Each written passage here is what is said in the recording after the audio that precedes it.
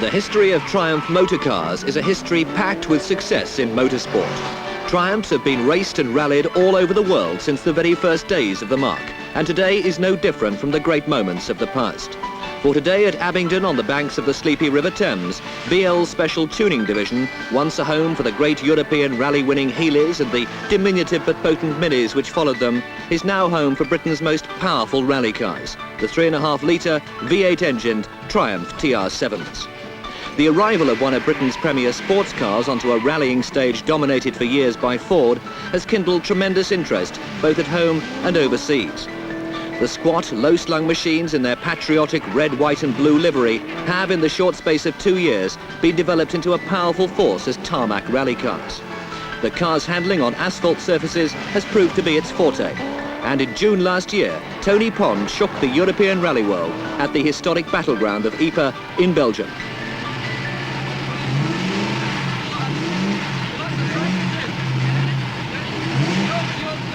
The 24 Hours of Ypres is a vital European Championship classic which attracts leading competitors each year. How's practice gone for you? Very well. I think we've learned quite a lot about the car and we've sorted it out. We hope it copes all right on the night now. How do you like this sort of place note rallying? Yeah, I like it very much. The practice is a bit tedious and we've done about 10 nights of it, from 10 o'clock to 2 o'clock in the morning. So I think we've done a few rallies before we start. On his second visit to the rally in consecutive years, Tony Pond leads away the 178 starters from the town centre.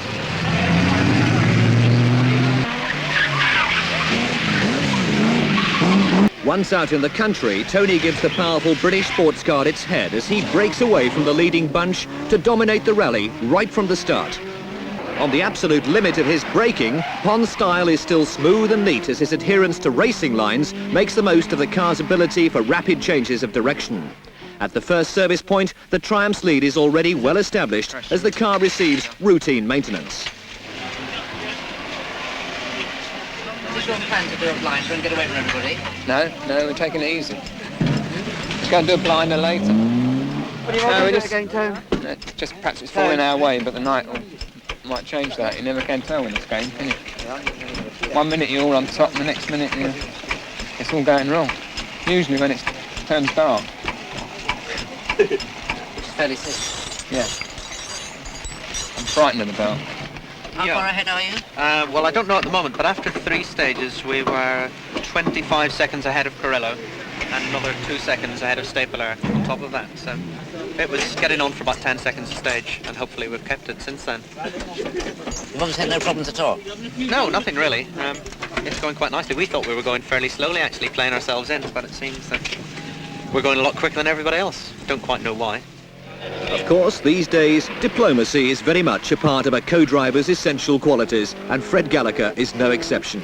But one thing is certain, no one, not even the Belgian champion Gilbert Stapler, nor Italian rising star Tony Carrillo, have an answer to the Triumph's speed as it romps away through the night towards a comfortable lead at the end of the first leg of the rally, back amid the noisy bustle of Ypres Town Square. So what's the situation? Well, it seems that we're a minute and 12 seconds ahead of Stapler at the moment, just seeing this that I've just got. So we're quite happy with that. I think we can afford to lift off a little bit now. There have been 2 secret stages thrown in tonight, which nobody has practiced, and they've suited us quite well actually because, well, being British, we're used to that in the forests. I think the Italians and so on have found us a bit of a problem. Had you no idea at all that we were going to have those? Well, we heard there were going to be secret stages. We didn't really know where they were going to be. But it was a bit of fun. So, and after that, you're going to do again now? Yeah, we're going to do exactly the same thing again. Another 4 hours. And then what happens tomorrow? Tomorrow we do a different route with selective sections and so on. We do that 3 times, so it's certainly going to be tougher tomorrow night. But I think if we can pull another minute on the next lap, then we can play it fairly gently tomorrow. So when we last saw you, you were leading last night after the first lap. Yeah. What happened after that? Well, we just seem to get a little bit more in the lead, so I think we're about 1:30. We should be 2 minutes in the lead, but I think we might have got a penalty or something. Why?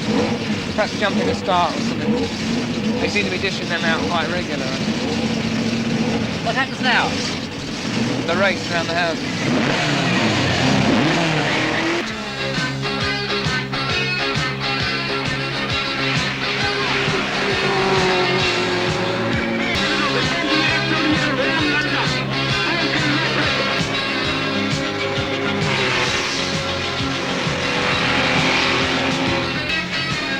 TR7 is now poised to snatch victory on this tough Europe secret tests, tarmac and gravel.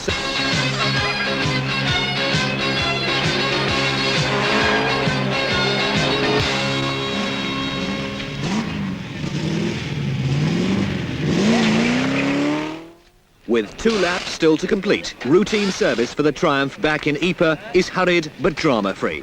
Pond has been driving only to preserve his lead. Co-driver Gallagher discusses their position with BL Motorsports development engineer David Wood. 2:43. How far? 2 minutes 43. How does it feel like to have 2 more laps to do yet? Only 2, that's where I look at it really. I mean, I suppose you can think, oh, I've got 2 to do, but just, we've got a nice lead now. It's just perhaps take it easy now and just settle back and let them catch us up. So there might be easy laps for us. You said that last night, though. Sorry? You said that last night, and you're still keeping going. Yeah, well, we've got a good lead now, and I think we should be coming out to sort of 3 minutes. Now's the time to play it easy. Why have you dropped back running later down the field? Because we didn't want the other cars, didn't want to go first down the selectives, so we caught the marshals unawares and they were messing the job up. Well, it was purely intentional. I decided before the selective sections, which are effectively open road sections, but very, very difficult to do on time, and with passage controls, I decided that we should drop back to be about 4th or 5th car, so that at the road junctions, for example, people would be aware of us coming, and that the marshals at the passage controls would be aware that, you know, would know whereabouts in the car to stamp and so on. And there's no penalty for being late, up to 30 minutes. So I decided to use 5 minutes of that, and hope that they were all awake when we got there. Very crafty, very crafty. Still maintaining your lead as far as you know? Yeah, we pulled it out to about 2 minutes 48, I think, at the moment, over Tony Corello, who's now second with the Lancia Stratos. He's come for a lot, hasn't he? Yeah, he's about 6 seconds ahead of Steppeler. But I think we've pulled out 2 seconds on Corello on this lap. So it doesn't seem to be any problem at all. He's quite happy to finish second, he told me. Are you slowing down a bit now then? Yeah, we're trying to take it a little bit easier. But you can't really slow down too much. You start to lose concentration, you know, it all goes haywire, so you've got to keep pressing along. And we're setting a nice, happy pace. How does it feel to have 2 more complete laps to do yet? Well, I'd rather it was finished here, to be honest. It'd be quite nice to be at the end with 2:48, but, you know, the end is in sight, I suppose.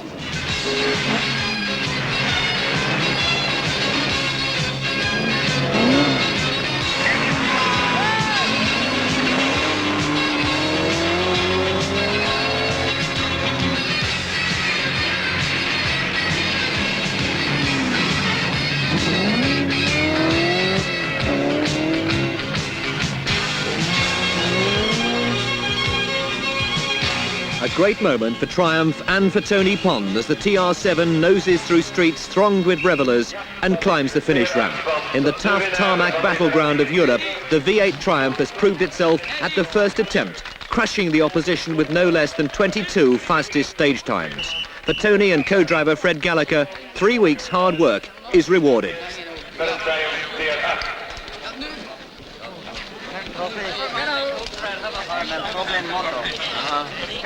Tony and Fred would like to have celebrated in the grand manner befitting such an occasion, but Coca-Cola? From the sunshine, laughter and euphoria of Belgium to the gloom, mist and damp of the Isle of Man in September, home of the Manx International, Britain's fastest rally of the year, run over twisting tarmac roads, made famous by generations of racing motorcyclists. Tony, we're within minutes of the start of an absolutely vital rally to you, a rally which you led last year and a rally in which you're driving a new car this year. How do you feel about things? Well, I felt very good until the weather changed to this, which is going to sort of throw the whole lot into a new perspective, really. There'll be standing water, puddles, fog, all kinds of things which you can't really practice for. It's a case of finding them, actually. Now, you've had success in similar tarmac rallies in the V8. Is the Manx going to be the same sort of going? No, we've had success in Ypres in Belgium, and that's very, very fast and mostly straight. And this is a very twisty, bumpy rally. The car's very suited to it. I'm quite optimistic if things go our way. From the drop of the flag, Pond is driving as though his life depends on it, locked in a fierce battle for the lead with Finnish ace Hannu Mikkola in his Works Escort.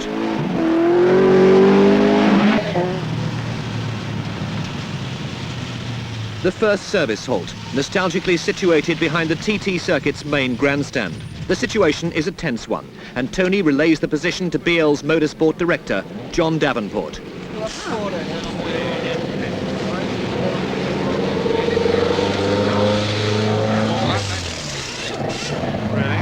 Yeah, because we just done an 18-mile or that very long stage, and it was perfect up until then. We came off the stage, started the next one, wouldn't go above 4 just vaporising in the thing. All right. Yeah. You don't think it was a plug condition? Sorry? You don't think it was a plug No, condition? no, I can't imagine it, no. What it was. Tony, 6 stages completed and you're second. How's it going for you? We're sort of just running in, really. I was a bit rusty over the first 3. Bit of a problem.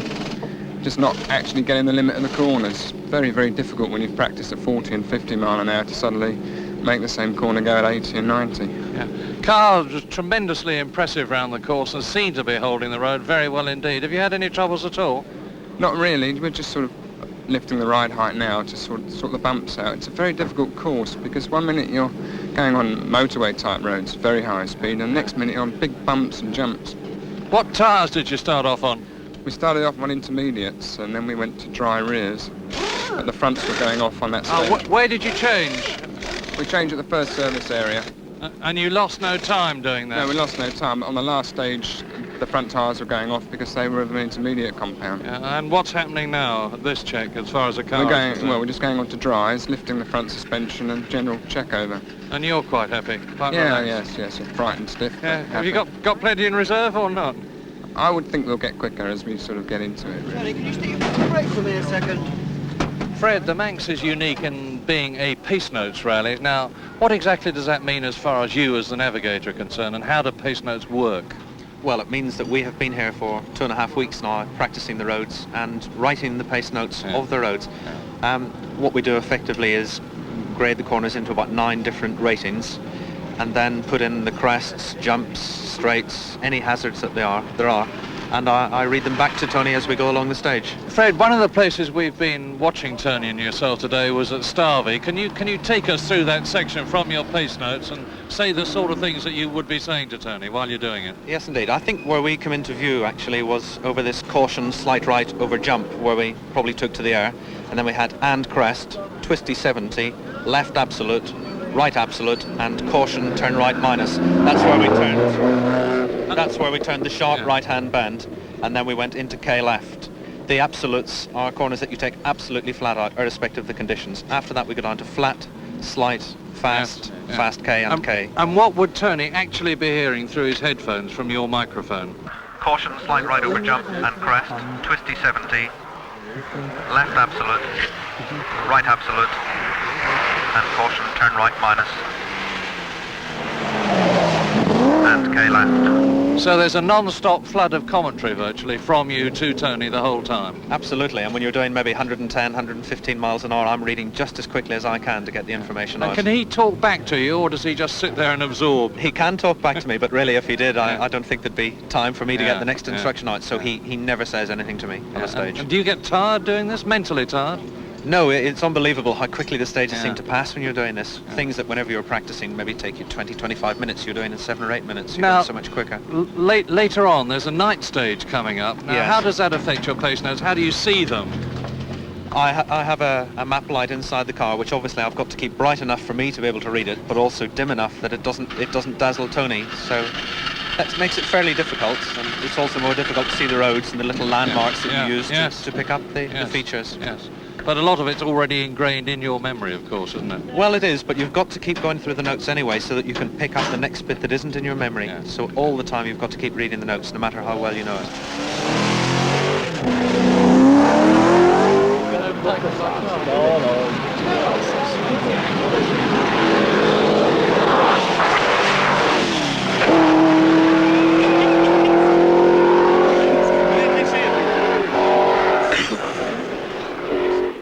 Their nearest rivals have already been left over 1 minute behind. So far, the honours have been in Mikola's favour, just. But no sooner has the Friday night session begun, mode for a fast right-hander which follows. Suddenly, Tony Pond is on his own.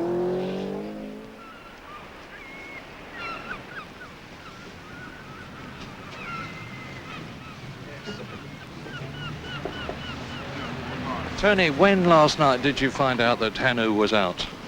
When we actually saw him beside the road. Yeah. Right, and since then you've built up a quite incredible 2 minutes 23 seconds lead, which must make you almost unbeatable. What's going to be your policy today? Well, I think we'll just go quite slowly on the rough stages and try and sort of quick on the open ones where the car's very good.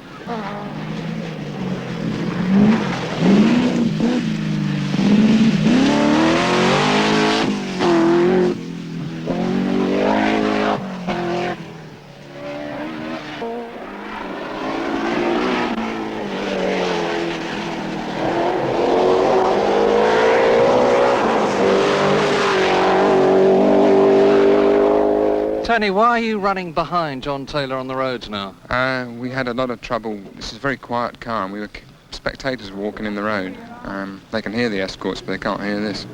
And we had a very nasty moment at about 130 mile an hour when there was somebody actually walking down the road in the middle with their back towards us. And it's a bit frightening, really. It takes your confidence. So you've decided to let the noisier car go ahead, have you? Yes, we did a deal with him. He was very kind and he went first. John, you look very happy. The rally is almost over and you're in the lead.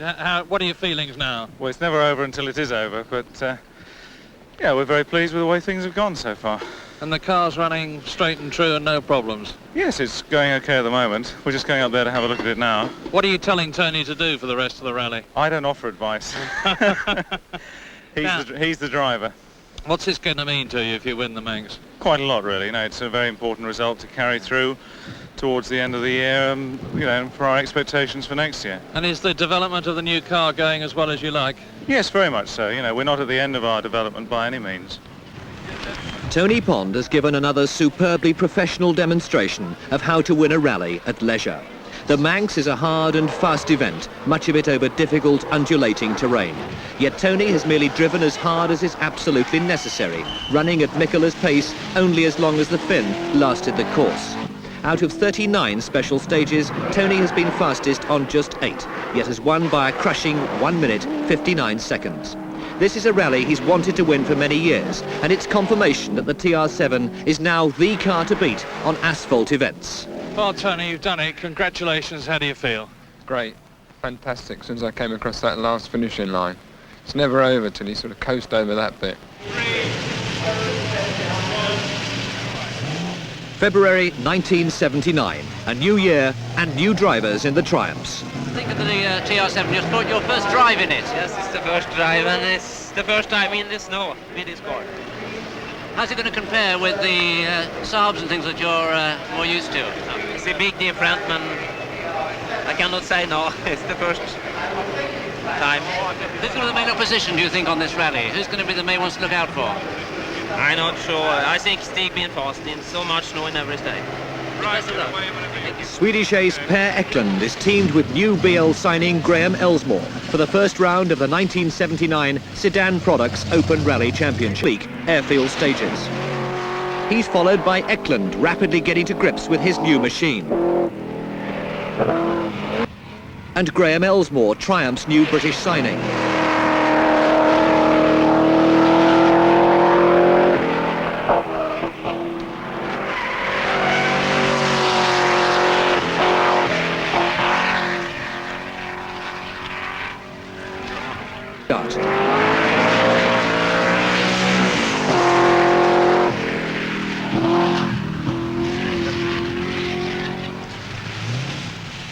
First official service halt on the Mintex International.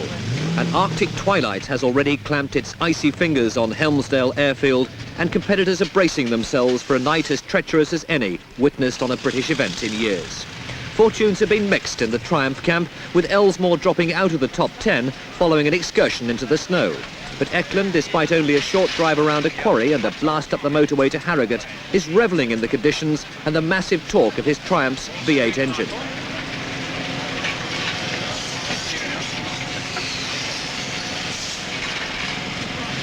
Equipped with some of the latest narrow Dunlop snow tyres on 15-inch wheel rims, Eklund is finding the powerful car very much to his liking on the black ice and thick snow.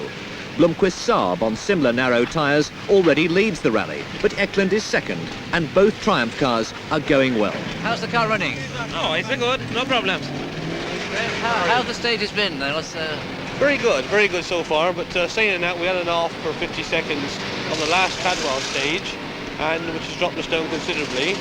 But nevertheless, I mean, the rally's only just started, and we hope to get it back later on in the event. Where were you lying before this happened? I don't really know, but I should imagine we were... Tactful as ever, Graham Elsmore is nevertheless experiencing a miserable rally. For after spinning off at Cadwell Park and visiting a snowbank in Boltley the following morning, he's further delayed for 12 minutes by another car blocking the route in Langdale Forest. And that puts him completely out of the running.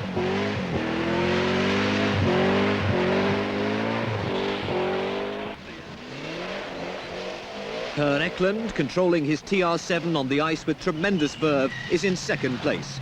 He's experienced no problems on his first ever competitive outing in the car and has kept ahead of lesser mortals who've had a really strenuous night digging each other out of snowbanks.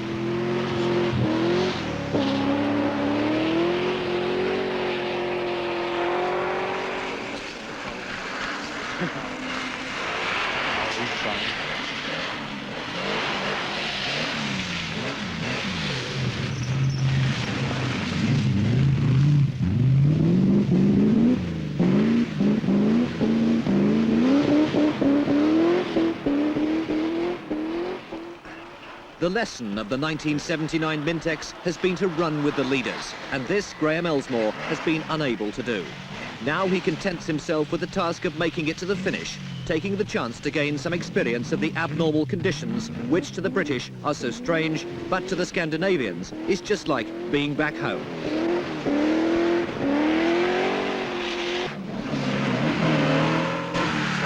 And enthusiastically sideways, Eklund is busy staving off a challenge from young Henry Toivonen.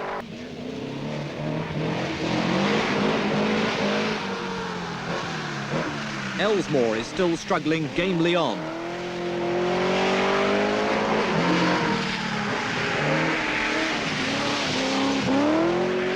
Eklund makes his second lap, now secure in second place. A fine result for Eklund and for Triumph. The sheet ice and packed snow of Yorkshire's forests have proved a salutary experience for most British competitors. But the special stage performance of the Triumphs gives rise to great optimism for the future. The tarmac rally car of 1978 now seems poised for loose surface laurels. I've worked very, very hard for this rally, and year after year, so I better spend holidays abroad now rather than on the Isle of Man. Fred, just as important, because without the navigator, Tony couldn't have got the job done. How do you feel? Terrific, really. It's wonderful to win this rally. As long as the car's come good. I've always thought it would be good on tarmac. I've always said it, you know, and it's demonstrated that. I mean, it's gone quite easily. We haven't really been trying since about the first lap. So we had a good minute lead there. It's still gone on pulling up fastest time, so it must be the car, it's not me.